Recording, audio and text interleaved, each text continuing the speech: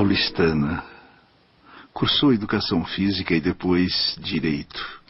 Lutou contra o Estado Novo, fez teatro, casou 2 vezes. Escreveu os primeiros contos aos 8 anos, nas últimas páginas de seus cadernos de escola.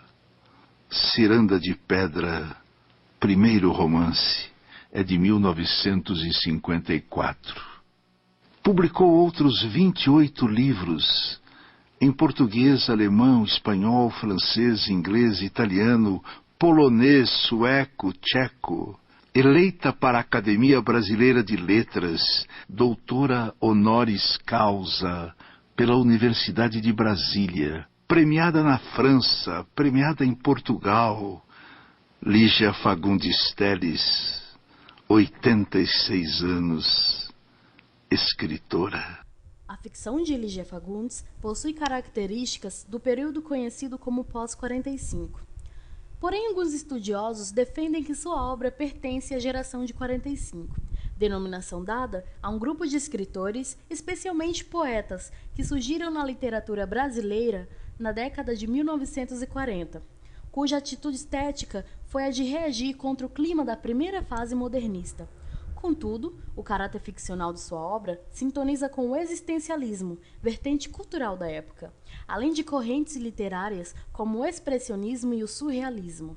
A escritora, porém, sempre acompanhou as mudanças existenciais, políticas e sociais que ocorreram ao longo de sua carreira. Nasci em São Paulo, mas passei toda a minha infância em cidades do interior do estado de São Paulo. Sertãozinho, Itatinga, Apiaí, Descalvado, Assis. Então, meu pai do Val Fagundes era delegado ao promotor público e era um homem muito instável. Então toda a minha infância eu passei com meu pai e com minha mãe percorrendo essas cidades em pequenos colégios, escolas onde eu fiz o meu curso primário. Quando eles vieram para São Paulo, residi em São Paulo. Aí eu fiz o curso fundamental na Escola Caetano de Campos e depois entrei para a Faculdade de Direito lá em São Francisco. Mamãe teve, e meu pai, 4 filhos. Eu sou a caçula. Antes de eu nascer, mamãe grávida leu Quo Vadis. Nessa história de Roma Antiga, a Viarena e a Lígia era uma heroína cristã, amarrada, nua, no lombo de um touro e solta na arena. E o César assistindo a história da arena romana. A mamãe lendo o livro. Lígia era essa heroína que depois o Ursus saltou na arena, um escravo romano, pegou o touro e quebrou, pegou o touro a unha e quebrou o chifre do touro. E aí o César levantou o polegar. A Lígia foi salva, desamarrada e entregue aos cristãos. Então a mamãe pensou, que heroína, que bonita essa história. Se a minha filha for menina, será Lígia. Se for menino, será Vinícius, que era o amado que amava a Lígia. Bom, então, um dia eu estava no Rio de Janeiro, estudante de Direito, conheci o Vinícius Moraes.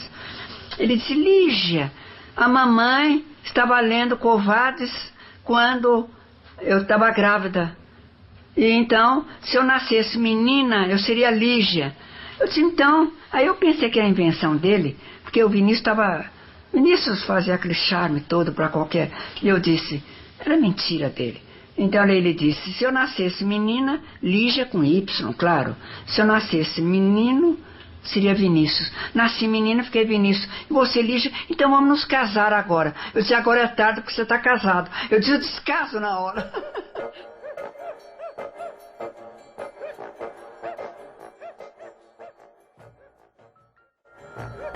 Conta a história de uma garota ingênua e com atitudes adultas que se apaixona pelo seu primo, que veio convalescer de uma doença muito grave no sítio da sua mãe, a pedido da tia Marita, que afirma que seus chazinhos e bons ares faziam milagres. Botânico por paixão e profissão, ele adorava colecionar folhas exóticas e datá-las nos seus cadernos de capas pretas, que são os herbários, e folhas sem fim, com a vastidão de todos os tipos de hortaliças, folhas e flores. Devido sua paixão por plantas, a personagem, para garantir um espaço no coração do primo moribundo, diz ser fascinada pelo mundo botânico. Como ainda muito jovem e sem nenhuma instrução, o primo decide ensiná-la um pouco mais sobre o maravilhoso mundo da ciência biológica, começando com a palavra herbário, que provém do latim herbarium, e ainda afirmou que gostar da botânica é gostar do latim. Quase todo o reino vegetal tinha denominação latina. Ela correu para a estante de livros, pegou a gramática que detestava e aprendeu a palavra mais fácil que havia lá. Depois de algum tempo, bastou passar a primeira formiga saúva e ela disse para impressioná-lo: Formigo bestiola est. Após muitas gargalhadas juntos, ela atinou para o mal que afligiu o primo. Que doença é essa que lhe fazia cambalear, esverdeado e úmido, quando subia rapidamente a escada ou quando andava mais tempo pela casa? Por ter modos, não perguntou diretamente a ele que doença era aquela, e foi saber de suas tias. Elas, sem nenhum escrúpulo, respondiam grossamente e a deixavam curiosa, porque a doença naquela época era coisa muito íntima e deveria ser guardada às 7 chaves. As mudanças de hábito na personagem principal foram notáveis devido à sua paixão, causando o espanto de sua mãe e de todas as suas tias. Mas um dos hábitos que ela jamais conseguia separar-se era o de mentir, incomodando seu primo e toda a sua família. Em uma tarde, sentados na varanda, separando as folhas para o herbário, ele a propôs um trato, que a partir daquele dia ela não iria mais mentir, e utilizou de argumentos bem convincentes como: quando o mentiroso olha para trás, veria no final de tudo uma árvore nua e seca, mas os verdadeiros teriam uma árvore farfalhante cheia de passarinhos. O trato foi feito e ele a nomeou assistente. Esse foi o dia mais feliz da sua vida. Sua tarefa era simples, apenas colher folhas e levá-las ao primo para ele selecioná-las. Ela quis descobrir novos caminhos para colher as folhas, que agora era a coisa mais importante da sua vida. Mas ele tinha um limite. Podia ir apenas ao córrego. Como avançar seu limite sem sua mãe saber? Mentir? Ela não podia, fez um trato com o amor de sua vida, jurando sempre dizer a verdade. Mas naquele momento, o que era mais importante era colher as folhas mais frondosas e exóticas que existia para agradar o seu grande amor. Para o amor, rompe-se qualquer barreira, e principalmente o córrego, pensou ela. E entrou floresta dentro, em uma busca incessante por folhas estrangeiras, desconhecidas e exóticas. Em meio à mata selvagem, lembrou-se que a sua tia Clotilde, feiticeira, com os dons de ler as mãos, havia previsto que o primo teria que partir, e uma moça bonita com vestido verde musgo iria lhe buscar. Eis que o dia havia chegado. Tia Marita foi a seu encontro muito mais aflita e gaga como era de costume, e em meio ao matagal descobriu que era chegada a hora de seu primo partir. Correu em disparada para o sítio. Corria como quem fosse tirar a mãe da forca. E realmente era quase isso. Quando você está prestes a perder um amor, vale tudo. Chegando lá, deixou seus sapatos sujos de barro e foi aproximando-se cada vez mais do quarto e viu a moça desconhecida com o herbério no colo. E ele em pé acariciando-lhe o pescoço com a mesma leveza que acariciava a pele da malva maçã. Sabendo que ela perderia o grande e ingênuo amor de sua vida, sua vontade era de se jogar no córrego limite e ser levada pela correnteza, levando fósseis de água no corpo, para nunca mais voltar a viver e ter que lembrar-se de um amor corrompido. Mas sua atitude foi surpreendente. Entregou ao primo a folha mais frondosa que conseguiu arranjar, mas tinha certeza que seria a última vez que poderia ser a sua assistente na busca incansável por flores, folhas e frutos amorosos. O escritor escreve tentando recompor, quem sabe, um mundo perdido. Os amores perdidos, a casa perdida. Ele tenta recuperar, quem sabe, enquanto escreve, a família despedaçada. Tenta recompor, quem sabe ainda, o próprio eu despedaçado. Ele tenta se buscar nas personagens e se buscar em si mesmo. Ele tenta recuperar o paraíso perdido. Nesse paraíso perdido está a infância? Eu escrevi uma vez algo que talvez deva ser reproduzido. Eu escrevi o seguinte, há alguns anos. Há no Brasil 3 espécies em processo de extinção. No Brasil, 3 espécies em processo de extinção. A árvore, o índio e o escritor. Hoje, tantos anos passados, eu mudo. A árvore, sim, processo de extinção. O índio, processo de extinção. Só que eu substituí o escritor pelo leitor. O leitor é que está em processo de extinção. Essa coisa da você perceber que você, afinal, uma escritora do terceiro mundo, que eu sou considerada uma escritora de esquerda no sentido de me entregar a problemas do povo. Quando eu era mocinha na Faculdade de Direito, eu disse uma coisa importante, que me parece importante até hoje, que eu gostaria que a nossa presidente, a dona Dilma, se ela ouvisse isso, eu gostaria que ela guardasse. Eu, mocinha, eu escrevi o seguinte no jornal da faculdade: o dia em que o Brasil tiver mais creches e mais escolas, o Brasil terá menos hospitais e menos cadeias. Está valendo para hoje. Está valendo para hoje. Mas é preciso, como diz Antônio Cândido, gosto muito de Antônio Cândido, dessa frase que ele disse: pode ser que a nossa literatura não seja comparável, nosso cinema, nossa literatura, pode ser que não seja comparável às literaturas e ao cinema do primeiro mundo, mas é a literatura que nós temos, é o cinema que nós temos, é a literatura e o cinema que nós devemos cultivar e amar. Em As Pérolas, contos de 1958, o pano de fundo para tratar o tema é novamente um diálogo entre o marido e mulher.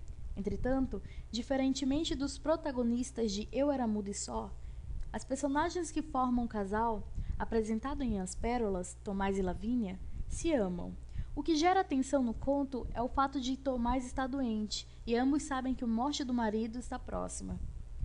No período inicial da narrativa, o narrador compara a situação atual da mulher, observada com outra, que o leitor pode deduzir será de um tempo passado. Demoradamente, ele a examinava pelo espelho. Está mais magra, pensou, mas está mais bonita. Quando a visse, Roberto também pensaria o mesmo. Está mais bonita, sim. De forma sutil, são apresentadas ao leitor as 3 personagens principais: o marido Tomás, que observa a mulher Lavínia, enquanto ela se prepara para sair. Tomás, doente, ficará em casa. Na reunião, Lavínia irá encontrar-se com Roberto, também mencionado nesse trecho inicial. Está formado um triângulo amoroso. O narrador heterodiegético descreve a cena alternando as focalizações externa e interna. Lança uma pergunta. Que iria acontecer? Quem faz a pergunta e a quem ela se dirige? Entretanto, ele pressente a cena que acontecerá nesta noite entre Lavínia e Roberto, um amigo do casal que esteve viajando e com quem não se encontram há mais de um ano. Empregando a focalização interna, o narrador permite ao leitor acompanhar os pensamentos de Tomás, que visualiza cada detalhe da cena que acontecerá entre Lavínia e Roberto, ainda naquela mesma noite. Os dois conversando na varanda, a sós, olhando a noite e ao fundo o som do piano. Conversariam? Claro que sim, mas só nos primeiros momentos. Logo atingiriam aquele estado em que as palavras são desmais. Só os dois, lado a lado, em silêncio. O braço dele roçando no braço dela. Lavínia preocupa-se com o estado de saúde de Tomás, como pode se perceber pelas atitudes descritas pelo narrador. Assim, ela o examinava pelo espelho e pergunta ao marido: você está bem? Pensa que ele pode estar com alguma dor e a afirma: queria tanto ficar aqui com você. Tomás sabe a resposta que Lavínia dará a Roberto.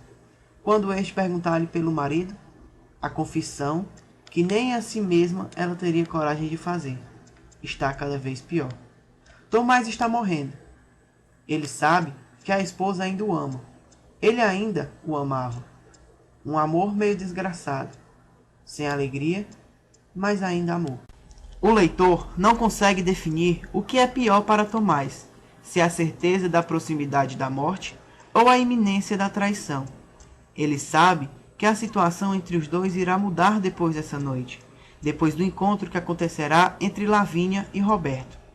Essa certeza o deixa desesperado, mas o grito de angústia não é verbalizado.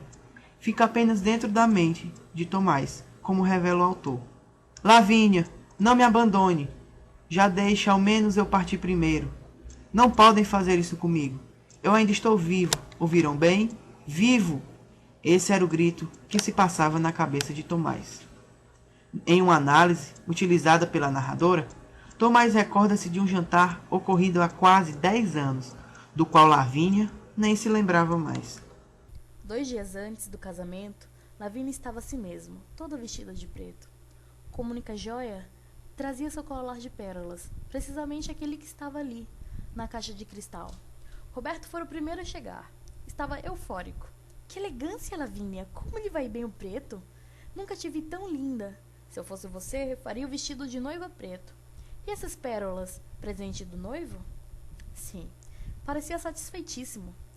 Mas no fundo do seu sorriso, sob a frivolidade dos galanteios, lá no fundo, só ele, Tomás adivinhava qualquer coisa de sombrio. Não era ciúme, nem propriamente mágoa, mas aquela coisa assim, com sabor sarcástico de uma advertência. Fique com ela por enquanto, depois veremos. Depois, era agora. Nesse trecho chama a atenção o fato de Roberto dizer a Lavínia que ela deveria fazer o vestido de noiva preto. O vestido de noiva, atualmente, a pessoa consegue se analisar em cores diferentes, mas na época que o conto foi escrito, em 1958, a cor tradicionalmente usada para esse tipo de roupa era o branco. Se Tomás sabe o que vai acontecer na reunião dessa noite entre Roberto e Lavínia, a mulher está inconsciente ainda de tudo quanto a esperava. Mas Tomás pode alterar a situação. Por incrível que parecesse, estava em suas mãos impedir. Está em suas mãos evitar o encontro e a cumplicidade que surgirá entre a esposa e o rival, e que dará início a uma nova história de amor. No entanto, se lhe pedisse, Lavínia, não vá. Se lhe dissesse isto uma única vez, não vá, fica comigo. Até essa parte do conto, o leitor pode pensar que as previsões de Tomás não passam de um delírio, talvez uma consequência da doença que lhe acomete e sobre a qual o narrador dá poucos detalhes. Entretanto, em uma nova análise, o leitor recebe uma informação importante. Ninguém podia ajudá-lo, ninguém. Pensou na mãe, na mulherzinha raquítica e esmolambenta, que nada tivera na vida, nada a não ser aqueles olhos poderosos, desvendadores. Ela herdara o dom de pressentir. Eu já sabia, ela costumava dizer, quando vinham lhe dar as notícias. Eu já sabia. Ficava repetindo obstinadamente, apertando os olhos de cigana. Mas e você sabia? Por que não fez alguma coisa para impedir? Gritava o marido a sacudi-la como um trapo.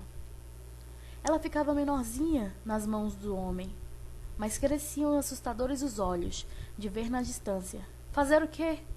O que eu podia fazer se não esperar? Entretanto, os acontecimentos que são previstos não podem ou não devem ser alterados. Realizando o último esforço, Tomás retira o colar de pérolas da mesa onde estava e o coloca no bolso. Tudo ia acontecer como ele previra. Tudo ia se desenrolar com a naturalidade do inevitável. Mas alguma coisa ele conseguira modificar. Tinha varanda, tinha o chopin, tinha o luar, mas faltavam as pérolas. Tomás não pode alterar o destino que lhe cabe. A morte está próxima. Lavínia e Roberto ficarão juntos. Seria triste pensar, por exemplo, que, enquanto ele apodrecer na terra, ela caminharia ao sol de mão dadas com outro? Hein? Entretanto, ele pode se permitir uma pequena maldade, a subtração de um detalhe importante na cena. Thomas aperta o colar de pérolas. Tenta triturá-lo com as próprias mãos, mas vê que as pérolas resistem, escapa-lhe por entre os dedos. O entrechocado as contas produziam um som semelhante a uma risada, com os olhos escancarados como os da mãe, que cresciam assustadores. Os olhos de ver na distância, Thomas percebe que nada adianta lutar contra a realidade dos fatos. Thomas grita por Lavínia, corre até a janela, lança um olhar demorado e tranquilo para a mulher, banhada de luar, e devolve o colar de pérolas para a esposa. O que ele poderia fazer além de esperar? Eu me conhecer? Imagine se eu me conheço. Não sei como é que eu sou. Eu estou me buscando até hoje. Talvez, na morte, eu consiga me encontrar.